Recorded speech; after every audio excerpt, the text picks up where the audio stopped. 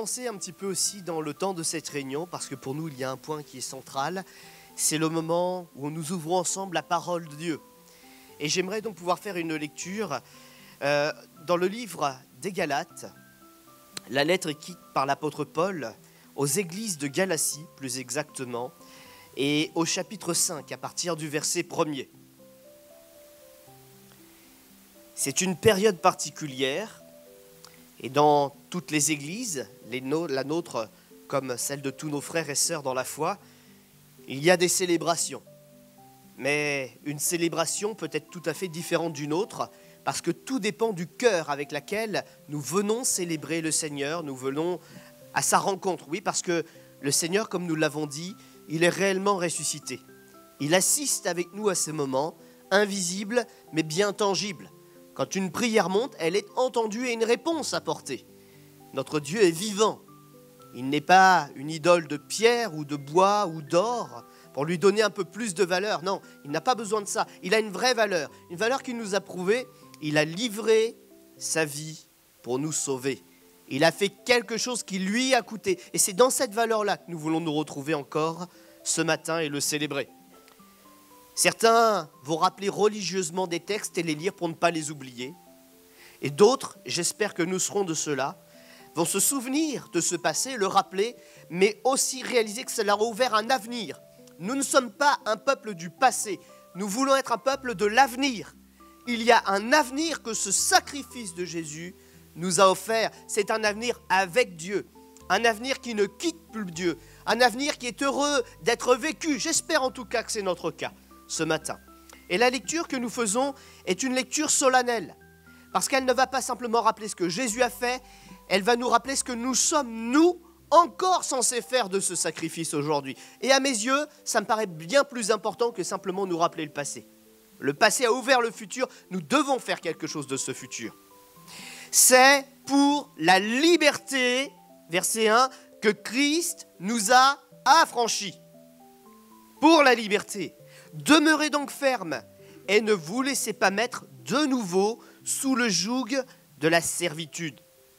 Voici, moi, Paul, je vous dis que si vous vous faites circoncire, il parle de la tradition des Juifs qui se passaient la promesse de Dieu par une marque dans leur chair, Christ ne vous servira à rien, parce que c'était la pratique d'une ancienne alliance, avant la venue de Jésus.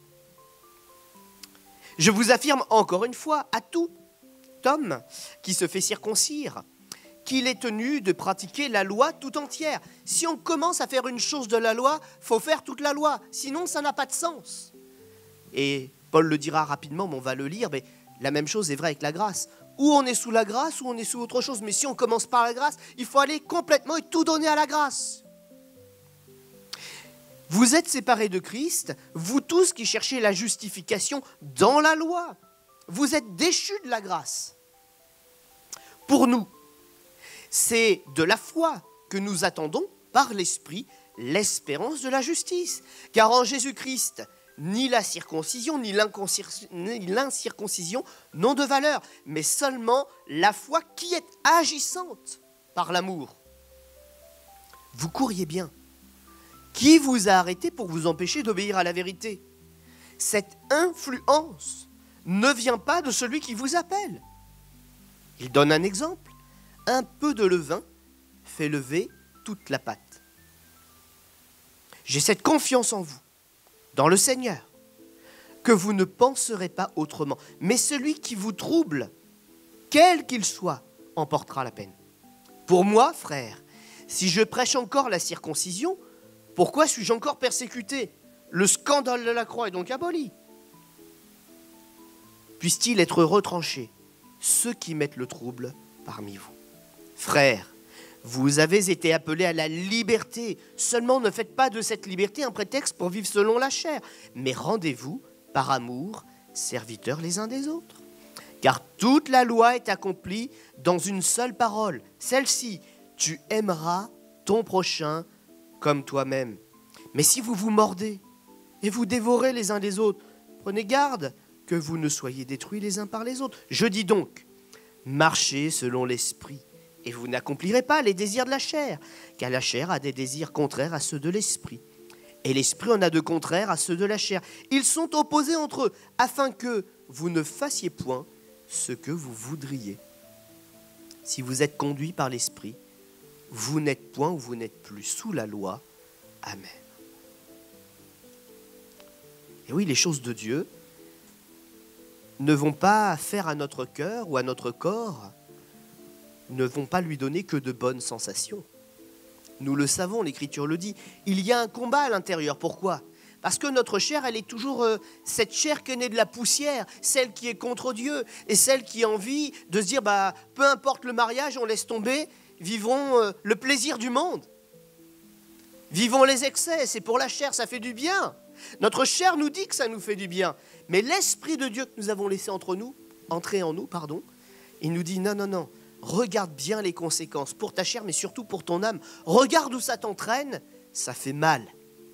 Et il y a donc naturellement, par ce Jésus que nous avons accepté, décidément je bafouille beaucoup ce matin, ce Jésus que nous avons accepté, il y a un combat à l'intérieur de nous. Mais ce n'est pas un combat qui doit nous rendre tristes par contre. C'est un combat qui nous prouve que Dieu est en train de nous arracher à tout ce qui nous sépare de lui. C'est un combat qui est en train de nous montrer que l'éternité, elle est pour nous. Puisque nous avons accepté ce combat, nous aurons le résultat de ce combat. Aussi, si nous nous battons, ce n'est pas pour pleurer, c'est pour nous réjouir. Et quand il est dit, de la bouche de l'apôtre Paul, c'est pour la liberté que Christ nous a franchis, c'est cet affranchissement que nous sentons. Nous sommes en train d'être arrachés d'un monde de ténèbres, des ténèbres qui sont puissantes. Mais pour être véritablement heureux et dès maintenant. Alors il y a des combats qui valent la peine d'être vécus. Est-ce qu'une mère ne souffre pas des douleurs pour porter son enfant et des douleurs de l'accouchement avant de se réjouir? Pourquoi ? Parce qu'elle porte la vie. Elle se bat pour la vie. Il en est de même. Et il y a une justice en Dieu. Puisque là, ce n'est pas que les femmes, c'est tous les croyants qui passent par cette souffrance pour recevoir la vie. C'est pour la liberté donc que Christ nous a franchis. Et l'apôtre Paul va un petit peu plus loin, il nous dit « Demeurez donc fermes et ne vous laissez pas mettre de nouveau sous le joug de la servitude. » Si quelqu'un nous veut du bien, il y en a aussi un autre qui nous veut du mal, qui essaye de nous ramener dans cet empire duquel nous avons été délivrés, qui essaye de remettre sur nous des accusations, qui essaye de retisser sur nous des liens et des chaînes pour nous rendre à nouveau malheureux et éloignés de Dieu, comme lui-même, il a été condamné à l'être par sa rébellion. L'auteur donc de ces lignes, l'apôtre Paul, nous rappelle la confiance que le peuple de Dieu doit avoir. Non pas dans des règles établies en se disant « je vais obéir aux règles, comme ça tout ira bien ». Il nous demande d'avoir confiance dans quelque chose qui est supérieur à ces règles. La personne de Jésus-Christ et de ce qu'il a vraiment accompli. La loi nous dit ce que nous faisons de mal, mais ne nous rend pas capables d'obéir. Même avec de la bonne volonté, on y arrive un peu, mais on n'arrive pas à tout faire. C'est pour ça que Jésus-Christ est venu. C'est pour ça qu'il y a eu la nécessité de Pâques. Il y a eu le besoin de la nécessité d'un sacrifice qui nous rend véritablement libres et capables d'assouvir cette loi. Avec la loi, il y a la condamnation, mais avec la grâce, il y a l'état de fait que nous sommes coupables, mais il y a quelqu'un qui nous dit « mais je te pardonne ». C'est ça, grâce. Vivrions-nous encore sous la loi qui nous condamne, ou allons-nous marcher pleinement dans la grâce qui nous dit « tu as des faiblesses, mais je t'en délivrerai. Tu as mis à genoux à terre, mais je te relèverai, car je suis ton Dieu, ton Créateur. Et ce que j'ai fait, je l'ai fait pour toi. »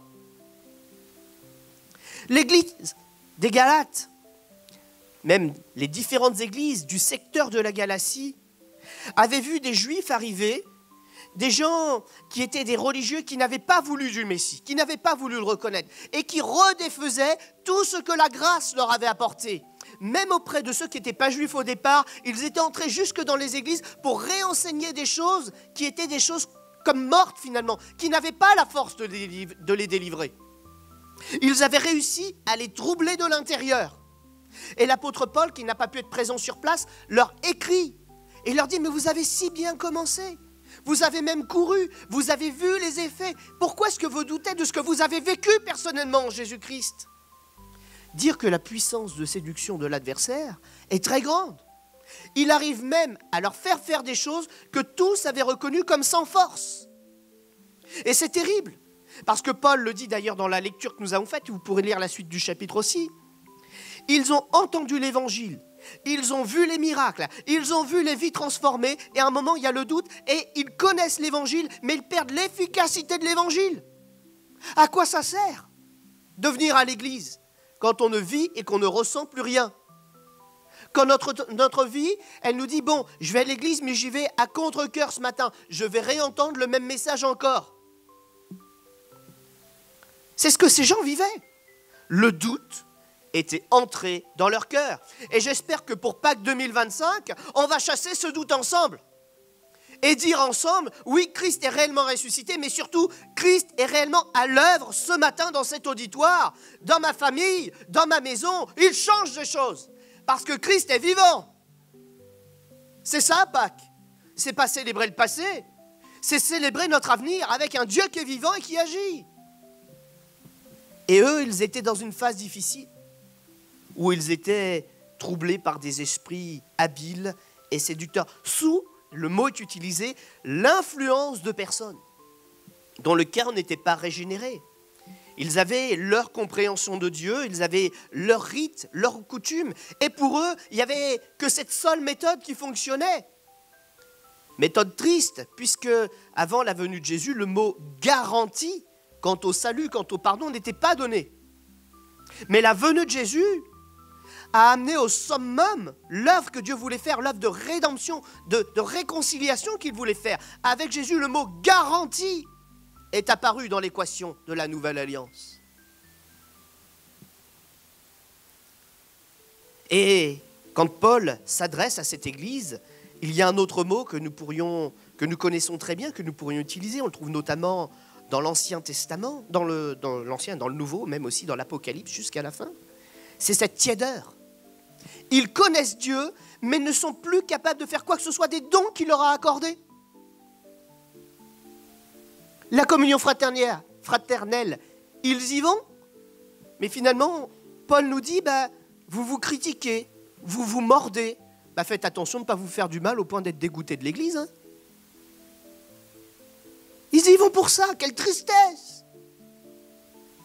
Vivre l'église comme ça ne vaut pas le coup. Hein, même moi, je n'irai plus. Hein.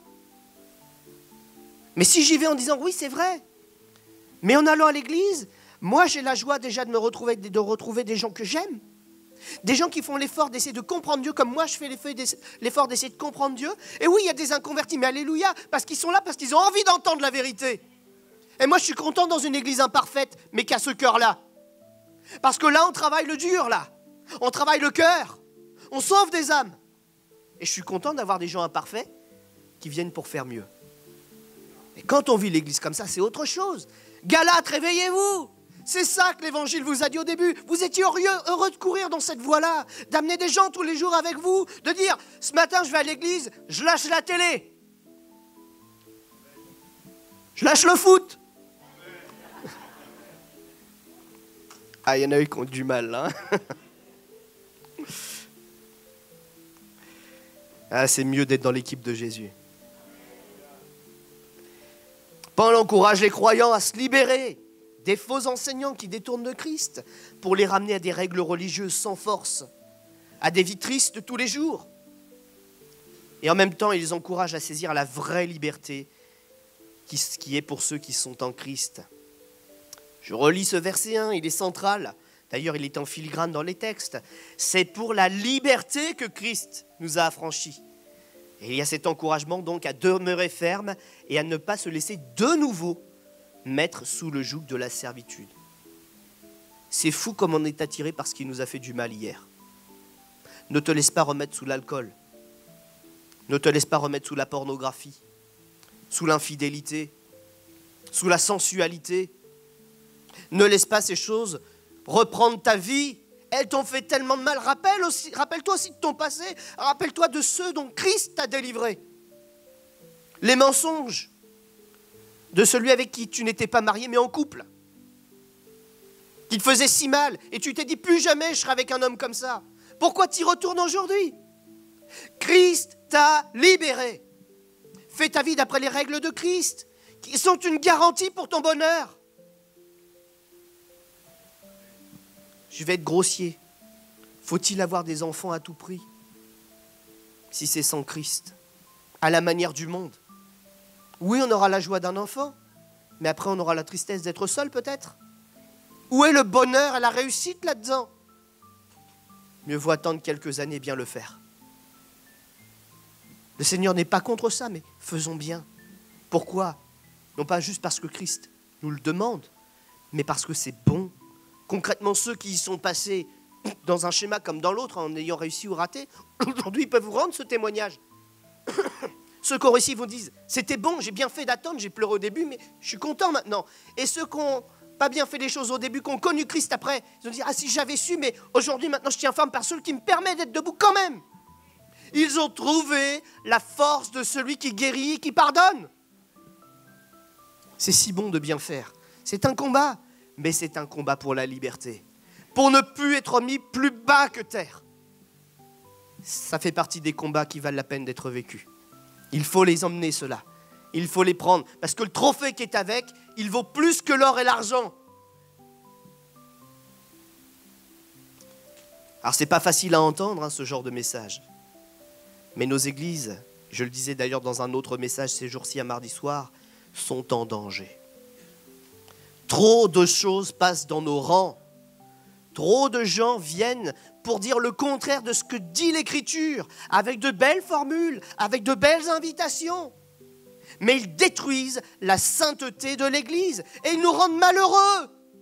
Pourquoi accepter des gens qui viennent dans nos rangs nous rendre malheureux? Pourquoi les suivre? Ils ne sont pas dans le même combat que nous. Ils ne se battent pas pour la gloire de Dieu. Ils ne se battent pas pour notre avenir. Alors nous faisons nous aussi un petit peu violence et n'écoutons pas trop notre cœur, mais écoutons la parole du Seigneur. C'est pas facile. C'est pour ça que le Seigneur nous a laissé cette belle famille qui est là, pour qu'on le fasse ensemble, en se protégeant les uns les autres, en s'encourageant les uns les autres. Est-ce qu'on pourrait être tous les uns chez les autres chaque semaine? Je ne pense pas, on n'a pas des maisons si grandes que ça. Mais, en tout cas, de prendre soin de quelques personnes autour de nous, avec le vrai amour de Christ. Ça fait la différence dans une église. Ça nous donne envie d'y revenir, ça nous donne envie d'en parler. C'est la plus belle des évangélisations.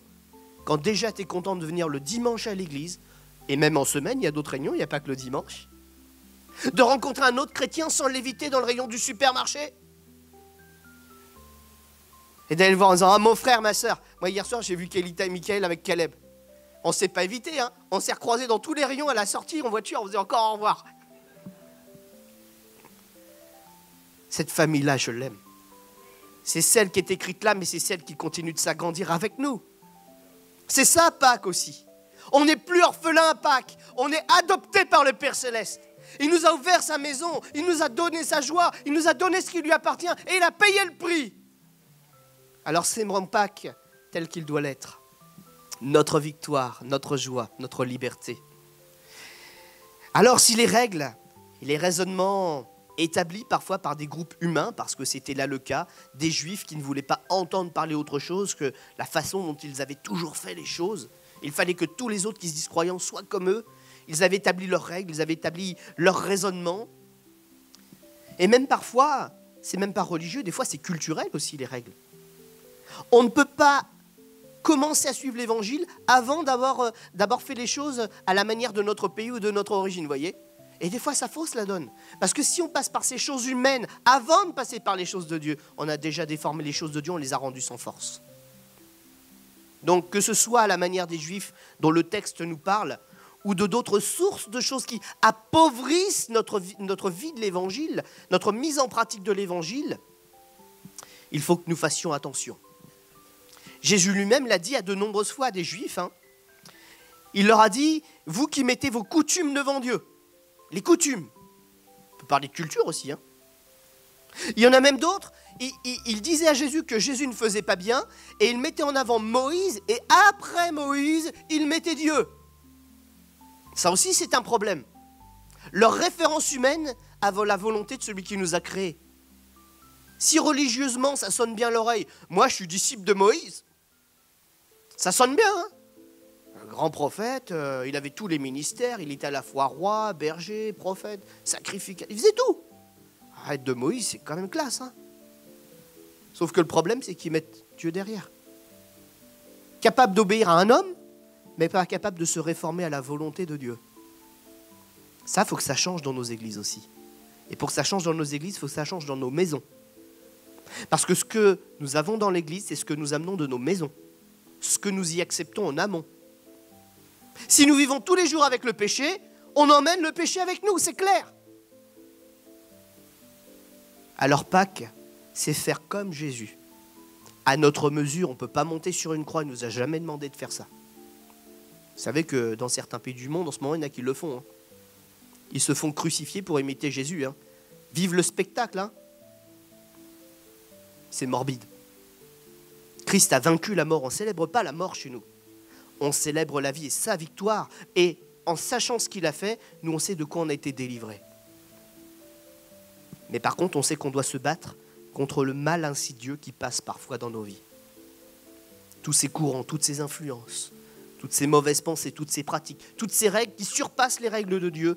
Aujourd'hui, c'est ça le combat que nous voulons mener. Nous voulons les chasser au nom de Jésus et mettre sa parole et sa victoire à l'honneur. Ceux qui, par peur du rejet ou de décevoir, obéissent encore à ces lois, à ces règles injustes, ne peuvent pas véritablement suivre Jésus en étant sereins. Il faut, mes amis, que l'on accepte de mettre la priorité sur la culture de Jésus. C'est ça qu'il faut faire. Le Seigneur ne condamne pas les personnes qui sont là, puisqu'on a tous un point de départ, on chemine. Mais comme il l'a dit à Pierre, il faut aller un peu plus loin. Comme Pierre l'a compris et qu'il a demandé à Jésus. Ce n'est pas Jésus qui allait le faire, c'est lui qui l'a demandé. Il a compris qu'il devait aller plus loin. Est-ce que je suis même capable de marcher sur les eaux avec toi? Il a demandé. Et pendant un instant, le moment où il a vraiment cru que sa prière était exaucée, et qu'il a vu sa prière être exaucée, il a pu. Mes amis, il faut qu'on ait cette ambition-là, il faut qu'on ait cette foi-là, ce désir d'aller plus loin encore, de marcher sur les eaux. C'est une image, hein, elle n'est pas tous à la piscine tout à l'heure pour... et dire, voilà, on est mouillé, c'est la faute du pasteur. Hein. Comprenez l'image. Jésus lui-même l'a dit d'ailleurs, ça. Qu'on ne pouvait pas obéir à des règles d'homme et aux règles de Dieu ensemble, ça ne fonctionne pas. Un homme ne peut servir deux maîtres à la fois. Sinon, il aimera l'un et haïra l'autre. Et qu'est-ce qui se passe avec ce genre de règles sur la terre? On aime bien les règles qui vont dans le sens de ce qu'on aime, mais les règles de Dieu, on finit par les haïr. On finit par plus supporter Dieu, et pourtant c'est lui qui nous veut du bien. Donc soyons sages et réalisons bien cela. L'apôtre Paul donc poursuit son explication par un texte que nous connaissons bien. Si je vous parle des fruits de l'esprit, vous allez tous me dire, oui, Galates 5, 22, 23, 21, tout ça là. Hein, avec les bons, les mauvais. On connaît tous, hein. Et bien souvent dans notre tête, quand on les cite, c'est pour faire la différence entre le monde, pas bien, et le royaume de Dieu, bien. Sauf que le contexte, c'est pas celui-là. C'est le contexte des Galates, qui ont connu Dieu et qui ont ralenti, qui sont retournés en arrière. Le contexte, c'est celui du chrétien qui n'a plus plaisir dans l'évangile, qui repratique les œuvres mortes d'avant et dont la vie de chrétien ne sert plus à rien. Il prie, mais le cœur n'y est pas. Il demande à Dieu, mais il ne croit plus que Dieu agit. Il entend un enseignement, il sait que Dieu vient de le confronter, qu'il a été mis face à la réalité de son cœur et dit, ouais, mais l'autre, il enseigne mieux parce qu'il va dans mon sens. Et il se laisse attirer. C'est ça le mauvais fruit. Et à la base, ça ne s'adresse pas au monde, hein. Ça s'adresse à l'église des Galates, à des chrétiens. Alors on connaît les Écritures, mais à force de faire des raccourcis, quand on parle avec les gens, des fois on perd un peu le sens aussi de ce que l'on sait et sa maîtrise. Pâques, pour Jésus, ce n'est pas juste la mort à la croix. c'est de nous remettre bien en face de la réalité. Le péché, c'est la mort. Mais le don gratuit de Dieu, c'est la vie éternelle en Jésus-Christ. Parce qu'il a payé le prix. Ma vie, mon éternité, a coûté la mort de Jésus. Il fallait ça. Mais Jésus ne s'en est pas détourné. Il y est allé. Il est allé jusqu'à la croix, jusqu'à la mort de la croix. Il est resté sur la croix. Amen.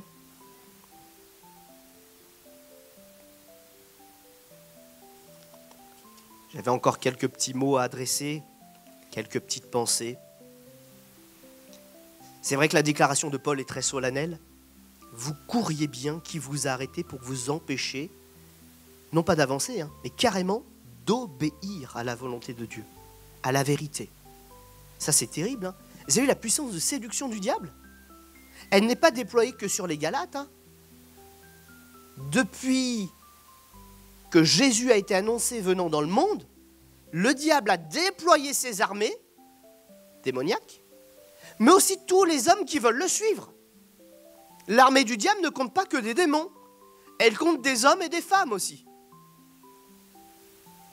Cette armée est déployée pour nous empêcher d'obéir à la vérité. Et la grande arme de l'adversaire, c'est la confusion. De mélanger les enseignements, un peu de bien, un peu de mal. Comment a-t-il attaqué Jésus, le diable? Il a cité les Écritures, s'il vous plaît. Et combien cite les Écritures pour nous faire passer à ça de la vérité, mais complètement dans l'erreur, quand même. Vous courriez bien.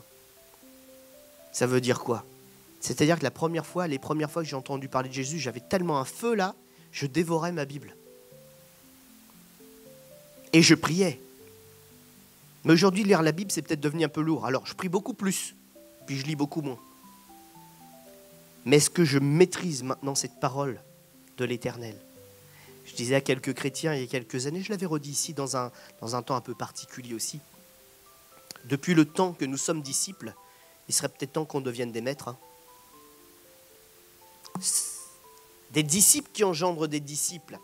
Je l'entends, mais dans ma conception, ce n'est pas un élève qui apprend à un autre élève, c'est un maître qui apprend à un élève. C'est la meilleure chose. Nous devrions être des maîtres pour la plupart d'entre nous. Où sont nos disciples? Où sont nos disciples?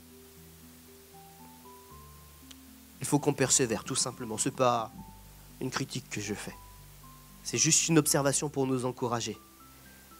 Ne laissez pas le diable vous dire que vous êtes petit. Parce que celui qui est avec vous, il est plus grand, il a vaincu le monde. Si le monde vous voit, il ne voit pas des petits chrétiens. Parce que je peux vous garantir que j'en connais des petits chrétiens qui se disent petits. Et quand ils ouvrent la bouche, moi je me tais parce qu'il y a de la sagesse. Le diable veut vous faire croire que vous êtes petit, que vous n'êtes pas capable. Mais Dieu vous a rempli d'une grande sagesse depuis tout ce temps. Jour après jour, mesure après mesure, il a rempli le vase que vous étiez. Parce que dès le début, vous l'aviez compris dans votre engagement, il a voulu faire de vous des vases d'honneur. Croyez-vous qu'il vous a laissé un vase d'honneur vide? Depuis le temps, il vous remplit. Il nous remplit. Alors déversons ce que nous avons reçu. En bien, en grâce, en bénédiction, partageons-le. Et faisons de cette Église la belle et grande Église de Jésus-Christ. 3 mots sont à retenir dans la lecture que nous avons faite. La liberté par l'esprit authentique. L'espérance par la fermeté, c'est-à-dire par une croyance qui est fondée en ce que Jésus a vraiment dit. Et la foi, le mot vous le trouverez sous un autre synonyme, la confiance. Ces 3 mots sont là pour vous fortifier, pour nous fortifier ce matin. Réalisons que nous sommes libres, que nous n'avons plus à rendre de compte au diable ou à ceux qui nous accusent. Une espérance, je sais où va mon avenir. Il a été forgé et dessiné avec Dieu. Et cette foi qui est mon moteur pour m'alimenter. Si je suis faible, alors je me mets à genoux et Christ me remplira. Cette foi, cette confiance en lui que jamais, plus jamais je ne serai seul et abandonné. Amen.